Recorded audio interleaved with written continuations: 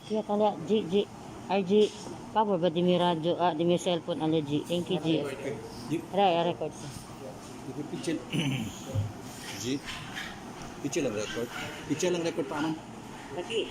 Okay, tasali di aton alcalde Beng Climaco untuk nila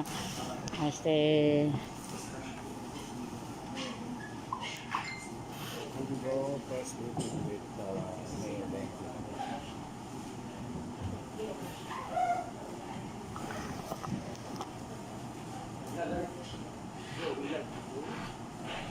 So may I ask Cyril to lead our prayer tonight?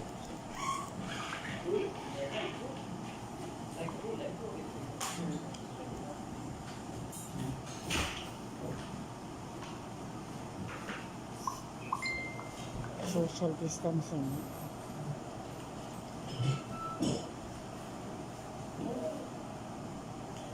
In the name of the Father, the Son, the Holy Spirit. Amen. Lord, we thank you for this wonderful night that you have given us. Thank you for the gift of life and the gift of unity in our city of Zamboanga. Lord, bless each one of us here. Bless those who are frontliners outside. Lord, we ask you to guide and enlighten our minds and all the leaders here in Zamboanga. This through Christ our Lord. Amen. Father, Son, Holy Spirit. Amen. Buenas noches a todos. Amo pa lang yung con ustedes yung cuento a las 7, pero chinekita que llama con ustedes un junta esta noche a las 10. Antes de todo, dadali kita el deseo de paz y amistad de Dios, Nuestra Señora la Virgen del Pilar y San José. Otra vez, el ciudad de Zamboanga experiencia dificultad. Over the past days, we have been implementing measures to stem and stop the spread of the global COVID-19 pandemic through the implementation of our enhanced community quarantine. We had hoped that Zamboanga City would have no case, but pragmatically, we knew that we could not remain COVID-19 free forever.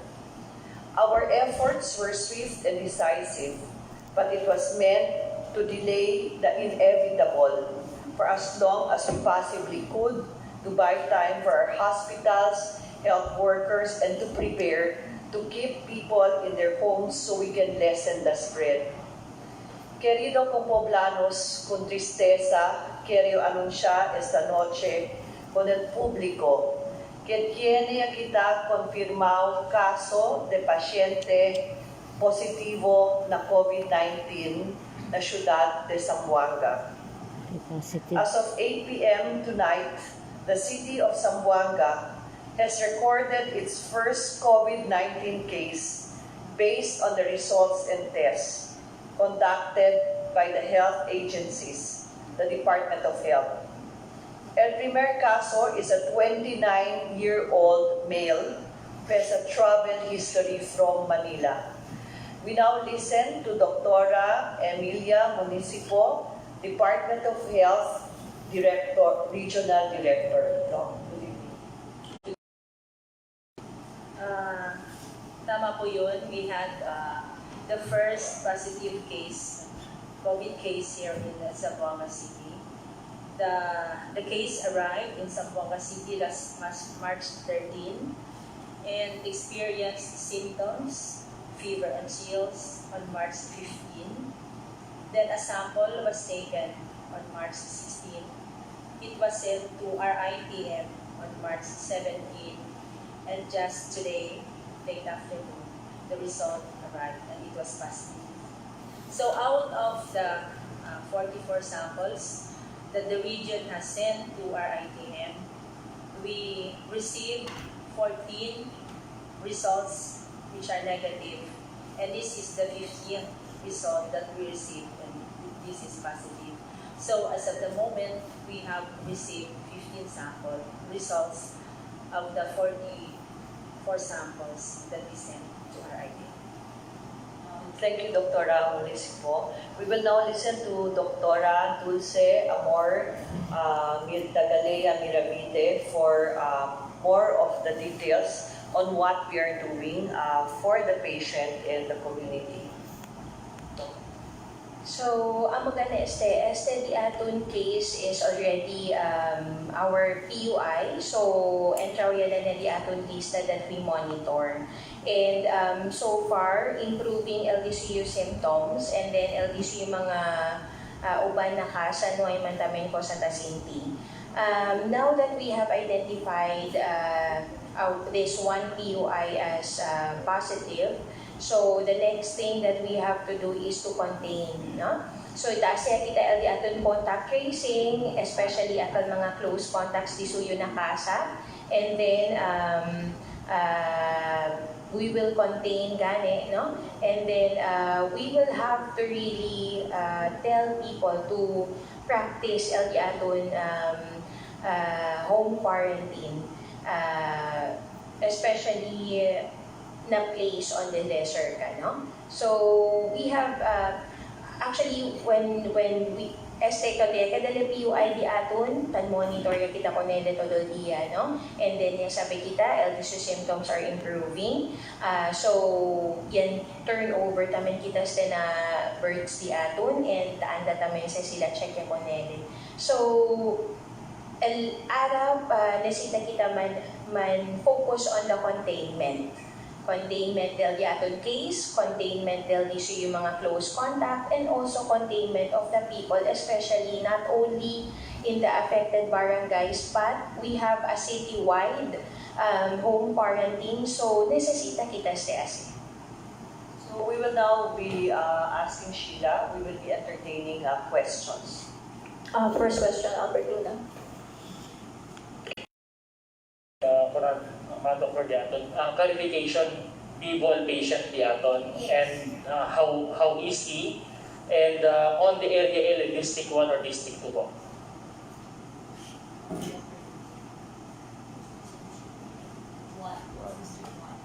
So, LD aton pasyente bibo, at abdagani yotan monitor kita kunele, so disuyu symptoms are improving, and adyan na District 1. Next question, Cecil. Sila to? Glenn. Private hospital, doc, or public? El pasyente yaan naman si consult na un private hospital. Ilang days na siya sa hospital, doc?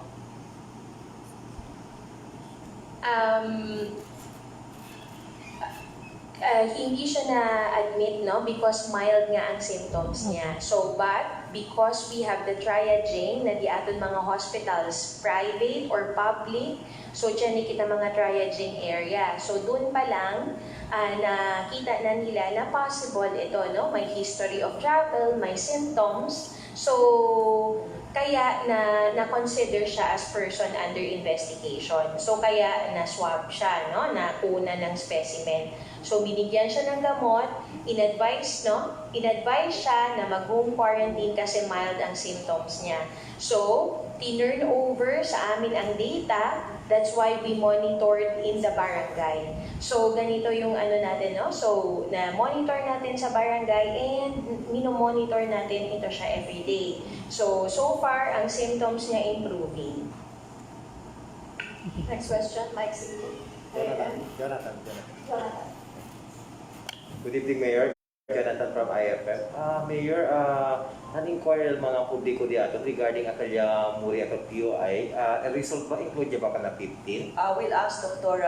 Municipal to respond because we only have one result right now. They're asking po, Doc, kung lumabas na daw yung PUI na namatay, kung meron na daw pong result. Okay, for the PUI nung namatay, kasi we send batches of specimen, so hindi isa-isa. So, kasi wala tayong walang play, no? So, we requested the C-130. So, for yung namatay, the sample was taken 20, last March 20, and it was sent to RIPM last 21, March 21. The batch that was, there were 26 samples included in that particular batch, no? But this one, this particular patient was included in the batch of 8, which the region sent last March 17. So, kasi ang pagbalik ng results, hindi din sabay. Although sabay yung pagpadala namin, but then yung pagbalik, isa-isa. So, kasi marami din nagpapaisa sa RITM. So, more or less, yung results kasi nagbabalik mga 1 week. More or less 1 week. Before I call Mirasol and Albert, we have a question from Julia Dipala to our Facebook. Ano ang tag ng patient na ito? Probably CDOH Director. Ano ang tag ng patient na ito? As of now, we do not know yet the tag of the patient. But for us here, if we tag the patient, it's CP01. For the national, we don't have yet the tag. So maybe tomorrow we can have. Next question from Julie pa rin po. Kailan nalaman na confirmed siya? When were the samples sent to RITM? Yun na nga sabi ko kanina, the patient experienced symptoms last March 15. Pero hindi siya kaagad pumunta ng hospital. Kasi he was taking something, na-relieve siya. Noong March 16, pumunta siya, he was considered as an outpatient. So during that time, although outpatient siya, but manifested mild symptoms. So ang classification, actually he was considered as PUI. Right there and then, kinuna ng sample noong March 16, and the sample was sent to RITM March 17. Next question, Mirasol. Okay, siguro kay Dr. Mirabite, Dok, kailan kita sabi si pakilaya ato na contact tracing, ya na ba kita, tormenta ba kita na contact tracing? And question number 2 Mio, na ba kita PUIs na possible community transmission, ele? Thank you. So, ara lang galing kita no? Tonight lang kita ya pwede sa BLD. Por eso, taas sa pakita LD aton contact tracing. We start with a close family, close contact disuyo na family, and then we will get back kung ken leyan and within the days na symptomatically or before leyan hopefully and straight home quarantine. So dali pa kita na proseso because we just found out este gani noche. Okay. Akin din ako siguro pregunta, Dok, na ba kita PUI sa mga tiyempo or PUM na possible pwede sa local transmission akal puwera na channel travel history. Thank you. So far, todo el aton persons under investigation are with history of travel. No? So, ara pa lang kita ya chene positibo, so hindi pa kita pwede abda chene kita local transmission. Okay. Thank you. Mention ko sa barangay, if not, inform Jabal Barangay Chairman or officials nila.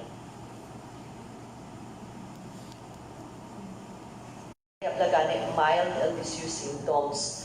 But we will follow the protocols of COVID-19 patients. That's why the Department of Health and the City Health has sent a team to minister to the patient as well as the family members. I have spoken to the barangay chairperson of Barangay Sinunuc. We will have a lockdown of community quarantine of the entire Barangay Sinunuc, and we will not allow the entry or exit of people to contain the spread of COVID-19. We have the cooperation of Barangay Chairperson of Sinunuc as well as the police in charge and the military, and we would like to appeal kung mga de Barangay Sinunuc donde puede descubrir esta noche que tiene el primer caso de COVID. Si Alcalde Climaco, si Doctora Municipio, Doctora Dulce Miravite, el gobierno local junto con el Justice Barangay y mga oficiales para kita el diatun susto y mga miedo na barangay. Pero donde ya sucede na otro parte del mundo como el Vietnam, apenas se descubrí sila na un comunidad donde tiene positivo caso de COVID, tatene que man barangay quarantine con el entero de aton barangay. Taase kita para de ustedes bienestar, kay no quiere kita que vosotros bien víctima del COVID-19. We have done our contact tracing and we will continue to monitor who, with the grace of God, is experiencing mild symptoms, but we will really have to isolate him in the Zamboanga City Medical Center so that he can receive the proper medical of the family as well. Dali aton mga vivientes del Barangay Sinunuc at Barakato sa inyong tanan, el gobierno local otra vez ay tiene que declarar el community quarantine del ustedes barangay para salir protected. Question, Mayor, from Jewel Reyes. She's asking if this positive patient are board flight that Mayor and Doc Dulce intercepted at the airport. It did flight that we intercepted. However, Doctora Municipio can have the details.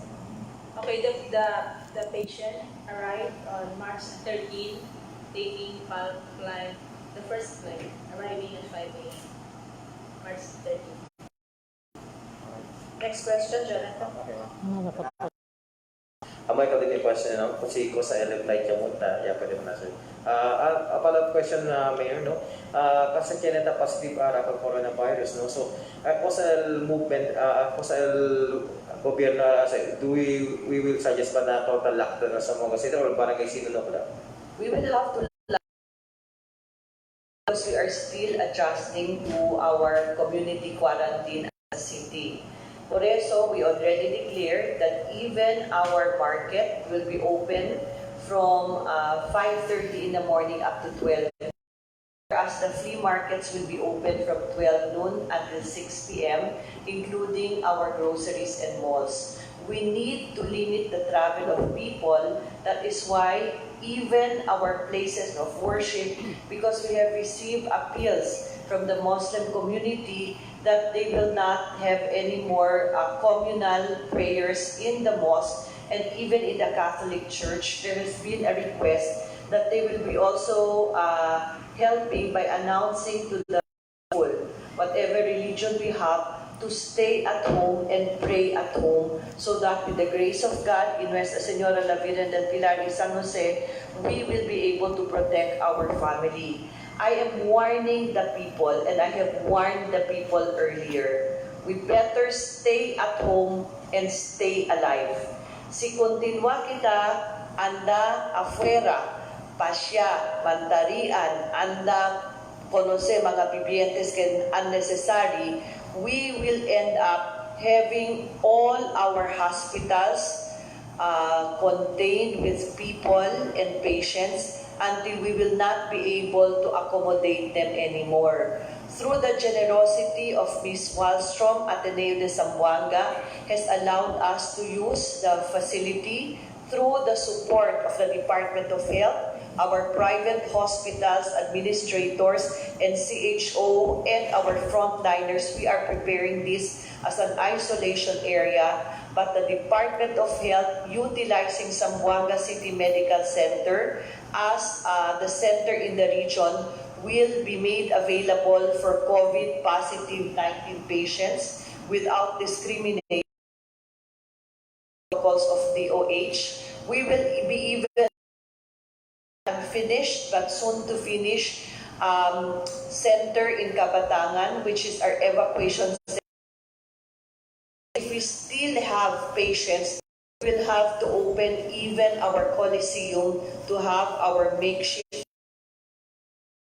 This is as far as the medical responses that we are looking for.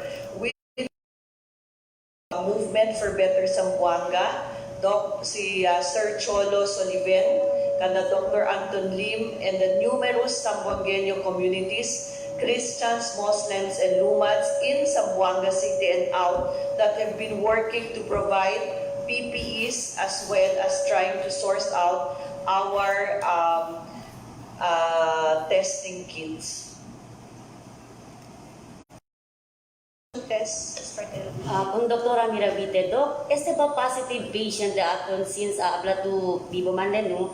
Cover positive ele. So, and then he's doing good na this yung health. Tiyan ba le possibility na kitagat okay? Actually, dabdaganin kita, a life cycle del aton virus is 14 to 21 days, no? So, el virus, once siya na-infectaw kita, after 14 to 21 days, tamuri na nila solo-solo because siya kabaya di sa life cycle. Por eso, amo sa el di aton logic behind the di aton lockdown, taabla kita home quarantine, no? So, takeda lang le bueno after 21 days. Nukere kita ko ng mga vulnerable population because si el virus, si anda na di aton vulnerable population, kensa sila akal mga impermodaan, umalin el immune system, no? El di aton mga senior citizens. So, kanila, el manifestation mas grabe. So, si yan mucho sa di aton case, may symptoms di suyo, pero pwede leman infect na otro gente.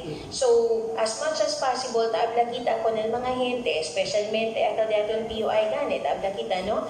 Esta na ka sa strict home quarantine. So, and otro naman mga gente, tabla kita, todo kita nesita esta na casa so that we will not be getting the infection if ever chene ali mga asymptomatic ta kami. Okay, thank you.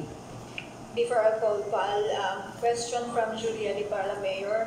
Why declare barangay quarantine lang? What is the difference between citywide and barangay? I will ask Dr. Miravite to answer this because this is subject to the protocol that has been identified by our CDRMO team. So actually, the entire city is already in enhanced community quarantine. No? So, taablagani kita, everybody, sinuway man kita ko sakat importante as apuera, esta kita na di aton casa. So, since este gane ara, siya na kita na uno barangay, so man-enhance kita as much as possible. El mga gente at na barangay, hindi yaman crossover na mga otros or ka barangay. Amo kag kita taabla, no?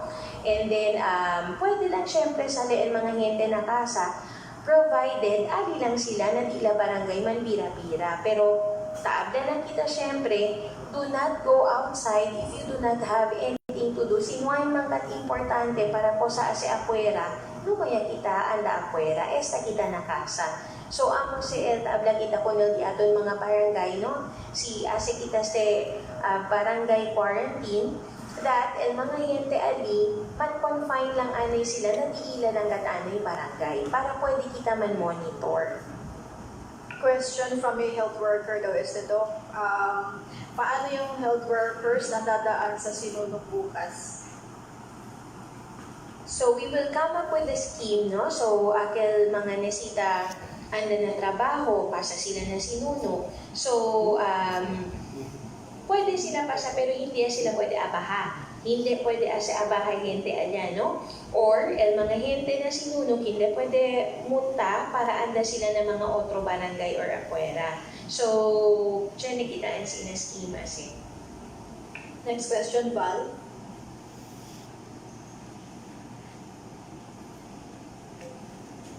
Director, lahat po ng nakasalamuha ng patient number 1 po natin mula po pagdating niya rito sa plane from March 13 po hanggang ngayon, lahat po ng nakasalamuha po niya mapakonsider po na PUN. Mil. Hombre mo. So yun ang tinitinda natin because kinaklasify natin yung mga contacts as high risk, medium risk, and low risk. So yung high risk na contacts are those yung household talaga, yung kasama sa bahay, yung health workers na nag-a-attend, yung mga office workers kung symptomatic na siya. Yes, we consider those yung kasama sa trade. So, the next thing, kasi ngayon lang namin natanggap yung result, then we inform immediately the city health office. So, kasi ito yung pinaka maaga na gagawin namin to trace the household kasama sa bahay, and then yung health worker. Then we will look into we are getting the flight number and the seat number of the patient. So, kasama din yun sa contact tracing natin. And even I think for those na, because kung sino yung nakasalamuhan niya pagdating niya dito sa Zamboanga. Kasi there was an alleged na pagdating niya, pumunta siya somewhere in another barangay to meet a friend, mga ganun. So, you do the contact tracing with that together with the city. Binata po, binata. I already said he's 29 years old, male. Binata ba o may asawa?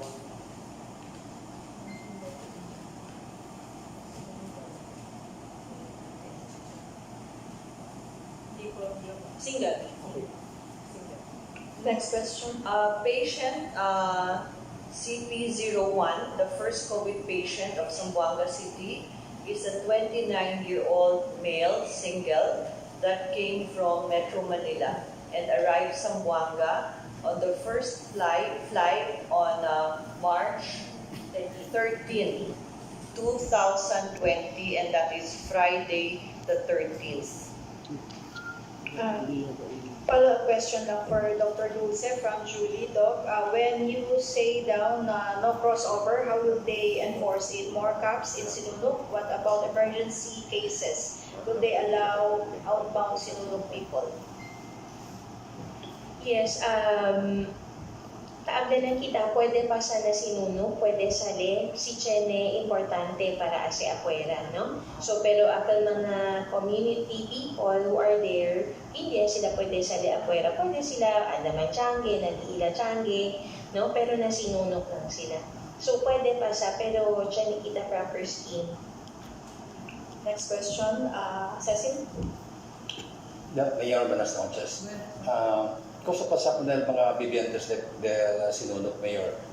El aton servicio ba, el mga ayuda concentrated ti aran na Querido pong poblano, specialmente de Barangay Sinunuc, kaya sali parte del aton barangay quarantine, el gobierno local institute con el Barangay Health Emergency Response Teams, donde man identify con el vulnerable y necesidad de ustedes para poder ser dale el mga asistensya, por ejemplo, del aton mga que se llama mga food packs kanatun. But if there are also other concerns, the Barangay Health Emergency Teams, because the barangays are in the front line of our response, will also coordinate with CDRMO. I have tasked Dr. Elmer Apolinario to coordinate with our barangay chairperson so that they will be able to hand-in-hand address el aton concerne, el aton mga necesidad de Barangay de Sinunuc.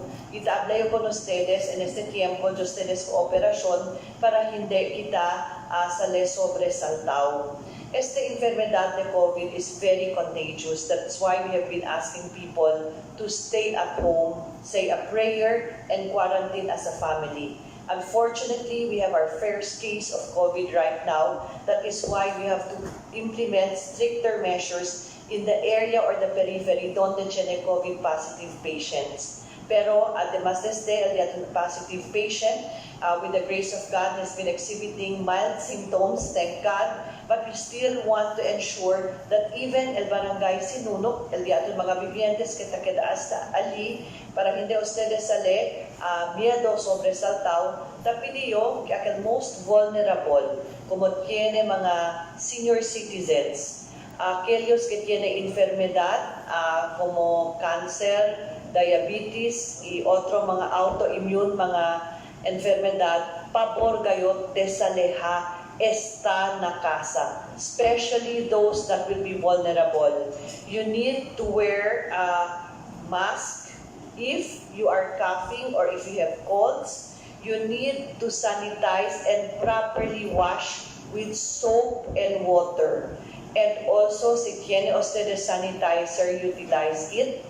Take vitamins if you have them. We have directed our City Health Office and CDRMO to provide vitamins for the elderly and also the necessary vegetables and fruits in order to strengthen and protect our immune system.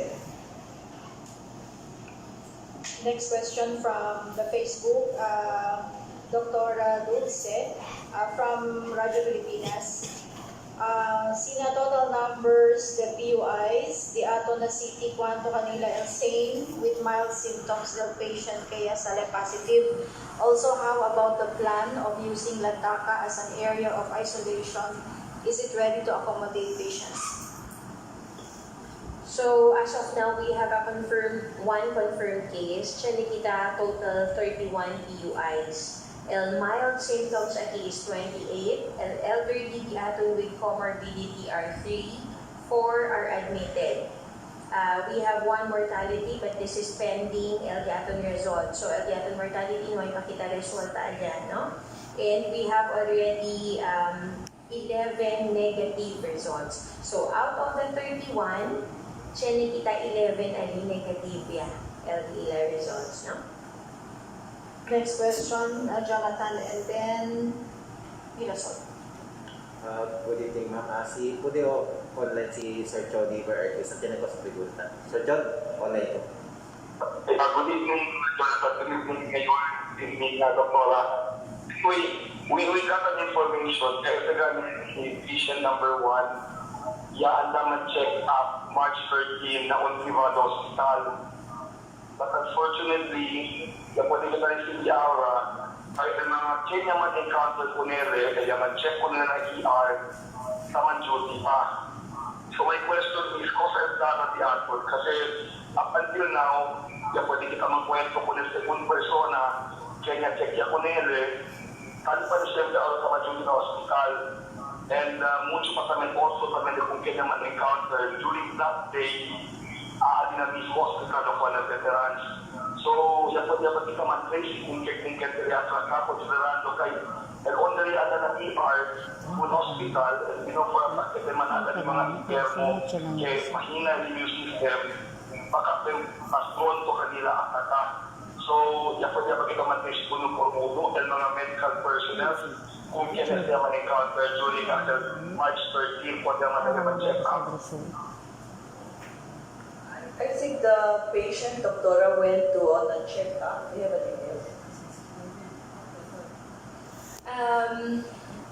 LD aton private and public hospitals, abdagani kita, tatsyana kita triaging area, no? So, if the patient is a PUI, taanda sa kita liba dayo na isolation. So, ken kanila ta-attende, even akal mas triaging area, niya sila tao sa mga protective gears, no? Tan mask sila, tan gloves. See, for example, LD aton pasyente is suspected, no? Kasi man-investigate pa kita, PUI, taliba kita sa kunele na isolation room. So, si Ken ta-attende kunele mga health personnel, niya sila mga protective gear tausa. So, LD aton is as long as LD aton health workers, nila properly, no? PPE tausa, huwag kita man breach ali, no? Tan monitor namin kita si hindi as sinuway symptoms namin, hindi kita nasita man quarantine ko na di atong health workers, no? So, even before pagkat kita dyan kaso or yasubi di atong numbers of PUIs and PUMs na city, tan coordinate kita si closely na di aton mga hospital. So, as taara, taas lang syempre kita si. And one thing, again, correct ito, no? Si taan na kita na hospital, we are exposed, no? Kay ben mucho pasyente ali. Por eso gani iaasi kita set up di aton teleconsultation. Chene kita no? Para pwede ang anay lama, si nesesita, hindi man nesesita kita anda na hospital, hindi kita man expose di aton mga korpo anya, no? Because even the FDA, abdala sila pwede ang mga doktor dali i-prescription. So, pwede lang kita man teleconsultation, iskribi kita di aton prescription anya, no? or even more is si Jenny kita mga medisina yan, pwede kita dali ng kanila na dila address. So, amo KLL ano di aton to decongest because taablagan kita social distancing, no? So, si anda kita todo na hospital, so we are also exposing ourselves and crowded say in the hospital mucho enfermo. Follow-up question sa Doc, Chen. Follow-up question, me, Doc, no? After mga nurses, siya-attende po natin mismo pasyente, is it safe to say kahit hindi attendilicaw sila? Kaya considering up until now, ay pwede yung magkwento ko ng mismo nurse, kaya attende po na sa mismo pasyente, even ko ng family, then worried sila. So is it safe kaya up until now, ang duty pa rin sa hospital, kung sa mismo hospital, considering kaya na sila contact, kung sa mismo pasyente, kasi after sila, during a check-up, sorry, with respect, plain lang, uniforme lang sila, yaman na lang check yung fever, general quantos mga sintomas, with due respect, may manos na po sila usap, kaya something extraordinary. So, talingasa sila araw, na-duty pa ba daw sila, na-duty pa ba daw ere, kahit kahit positive, kahit pa-report pa rin ang hospital, right pa kay March 13, so yung 9 days pa lang ere, so may pa-report ng 14 days or 21 days na kailangan kita simuli ng virus. So, hindi po naman what is cuerpo. So, do you think debe makita kanila po din na isolation area, para siguro lang kita, or safe ka sila on duty, mas kita sila po na po na sila pasyente? Tonight lang gani kita ya sabi kay positive este, no? So, el todo di aton pasyente taanda na hospital, tan consider gani kita pwede possible. So, por eso tan equip kita ko na di aton mga health workers and el na di aton triage, el na di aton ER to wear the PPEs. So, in initial contact, usang kita mask, no? Hindi kita necesita chene gayot akal suit, akal PPE. Tausang kita kal there are initial contact, no? Taabla kita chene social distancing, basta chene to mask, chene to gloves. Hindi necesita kita man PPE. Eltan PPE kita, sitan swab kita, chene kita mga procedures sa asikunel pasyente, no? And kita sa na di aton protocol. So si Abda kel como todo el pasyente, el nurse na ER na sita man PPE, hindi kel necesita, no? So and tagiya kita na process tan trace kita gani, no? El mga ya-attende ko nele. So we will sit down with the management. We cannot also decide naman quarantine sila, no? El ano di aton is sinuway symptoms because el forestal disease na mila kita. Si tiyan kita exposure on the 5th or 7th day, tan tiyan kita ko sa tasinti. Siyan tapon kita, no? Siyan tapon kita. So, taag na ganito, ara 9th day. So, si este mga ya-attende ko nele, nuwain ko sa hindi din well and good because el infection control del hospital is very good. Nuwain sila pwede sa kunel infection, no? Next question, Sol. Mayor Sol. Yes, kunda Mayor Beng, siya na lang yung pregunta online na di aton uban. Tamanlingasa sila Mayor, kaya with this anunsyo aura di aton regarding di aton first positive case nila COVID. Tamanlingasa sila, kaya sabi daw mga de Barangay Sinunuc, what if yaman panik esto sa kabasalan na barangay Sokosa el di aton may oras mga tempo medidas para prevenir ka man panik ikabasalan na di barangay. Thank you. Sabi ustedes siguro may rason si Ate Contigo chene COVID positive ala na RMN. Yes. Kung sa katuuna si Normal, diba? It's very normal that we will fight and flight. People will really run away from the danger. However, we are trying to assure them, most importantly, are the people of Barangay Sinunuc. Necesita kita esta ustedes ng mga kasa. Quarantine is very important because the moment kapag kita po ng enfermedad, posiblemente no sabi kita, el COVID virus ay sigitamen anda na auto barangay. Yeah. That is why we need you to be there because it will be easier for our medical professionals to contact trace you. If you go further away, we will not know where you are. Although we are contact tracing you, we will not be able to provide you with our medical support. Sinira lang kita earlier from what was discussed. The patient arrived from Manila on the first flight of Philippine Airlines at 5 o'clock on March 13 in the morning. He went to a sick medical consultation on the 16th and developed symptoms and they swabbed and the result came out today on the 24th.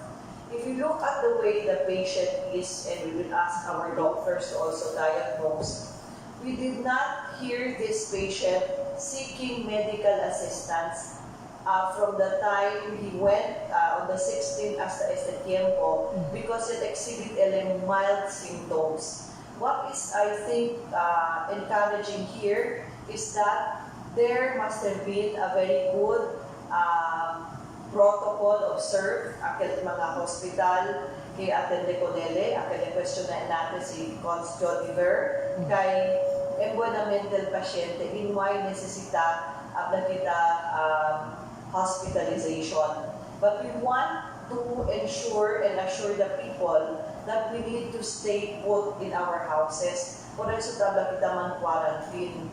Mucho mga gente na andalat na tiyange, mucho mga gente tatarandaman syempre sa kabila mga ATM, baka pwede ser posible, limita kita. Even the establishments have to limit because really social distancing of 1 meter is really needed. And if you are having cough and cold, usa gayot ko ng mask or the makeshift mask. So siguro I will ask Dr. Municipo to give us her message to the people. Dr. Dulcet will also give a message because we also have to give way to President Duterte's address that came also at the giving priority to our President of the Republic of the Philippines. Dr. Municipo. Okay, no? So, sa mga, to the residents of Sinunuc and to the rest of the residents of Zamboanga, siguro dapat makinig lang tayo sa payo. So, sa akin kasi, we have to stay home. Stay at home. Yun lang. Kasi pag nasa bahay tayo, hindi tayo makakuha ng sakit.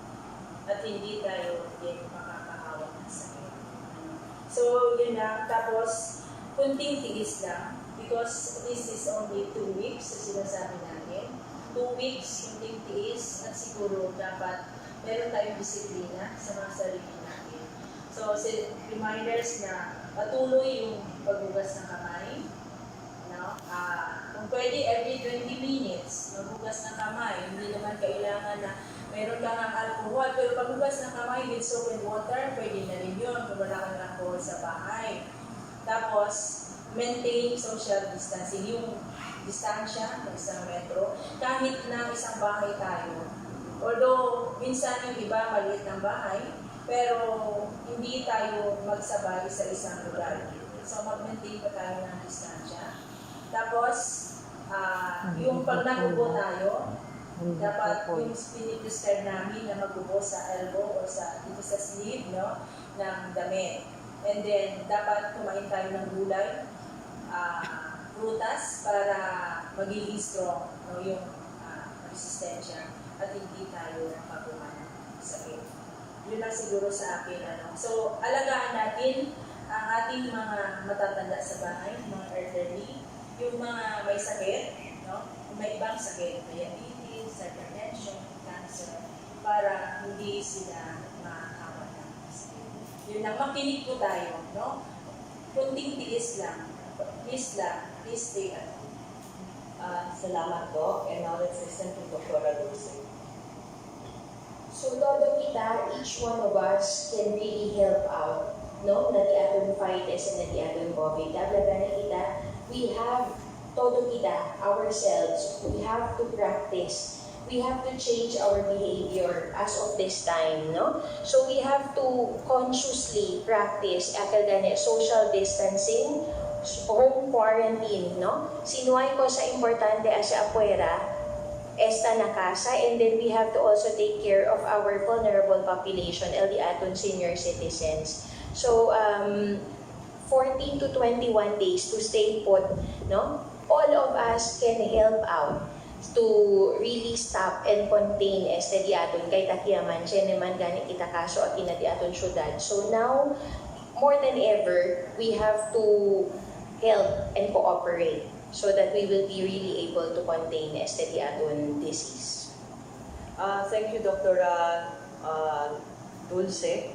Kaya dito pong poblano sa siyudad de Zamboanga hasta este mga tiempo no hay pa medicina o busca pa lang sila bakuna para el COVID-19. Symptomatic treatment lang, del cosa kita tiene, quiere decir, si tiene kita calor, dale medicina para de calor, si tos, toman medicina para tos, si resulya, siguro necesita oxygen. Mga otoridad de salud, our medical professionals and health personnel, taas el contact tracing ko ng mga persona kung kenyan mundu, el diatong COVID case CP01 of Zamboanga City, para el syudad ay pwede ver ay descansa man kalayat ko ng virus. We are praying and we ask everyone to pray for our COVID positive patient, CP01, the persons under investigation, and mga PUI, and also we pray for the well-being of all nurses and health workers. What we have done in the past 2 days have not been,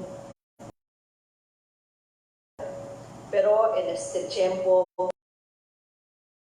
hace más acción. Our fight has become more challenging. Sita entende kita, normal lang sinti el miedo, el espanto, y nervios na este tiempo. But we need to remain alert. We need to remain vigilant and proactive. Now, we refocus our energy on what we can do para ma-minimize ko ng spread and prevent cases. No hay más ya hesitasyon el enforzada del mga regulasyon kay un gran necesidad de oras para la prevención de COVID complete. Our implement the law with full make us understand the gravity of the situation that we are experiencing in the city of Zamboanga. Stay at home and pray. Stay at home and stay alive. We direct the police and law enforcers to enforce this measure strictly to the letter. Querido compoblanos, naapela kami con ustedes because of the high risk, the medium risk, and low risk patients por el de ustedes cooperación. Pabor cree con el mga aviso, makinig po tayo sa ating mga directives. Let us listen to them para el bienestar de todo el de ustedes, familia, y del entero ciudad de aton de Zamboanga. Junto kita enfrentar con este dificultad y desafío y seguir con el mga regulasyon. Bawal po matigas ang ulo. Otherwise, we will not have enough hospitals and even mortuaries to accommodate the patients that will suffer. We are all in this fight together. And I believe that Zamboanga's residents, Christians and Muslims, with the grace of God Almighty, will keep us resilient. Con abrazo de Nuestra Señora la Virgen del Pilar y San Jose, todos ciudadanos necesita estar na casa. Stay home, stay safe, and stay alive. Muchísimas gracias y vaya con Dios a todos.